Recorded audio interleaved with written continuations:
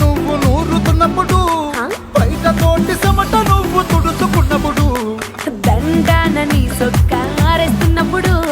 నీ ఒంటి వాసన తెగ గుర్తొచ్చినప్పుడు